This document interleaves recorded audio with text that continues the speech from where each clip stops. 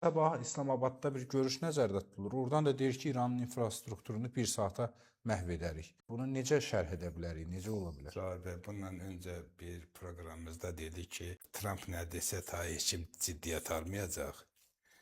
Ve aynı zamanda Trump'ın ne deməyi məncə artıq dünyada zarafat, gülüş hedefi olarak daha çok değerlendirilir. Sadece olarak biz bugün Trump'tan çok Amerika hakkında fikir səsləndirməli ki, görün Amerika nə günə varıb ki, onun prezidenti Trump'dır. Trump da dünyada gülüş hədəfinə çevrilib. Yalançılıqda bir nömrədir.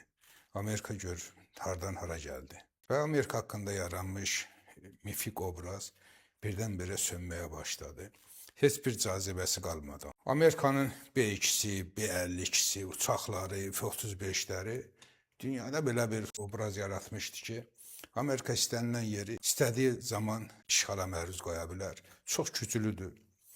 Eyni zamanda Amerika demokratiyanın beşiğidir, insan haqları, dəyərlər. Məlum oldu ki, Amerikanın nə hərbi gücü, nə də onun mənəvi əxlaqi dəyərləri yoxdur.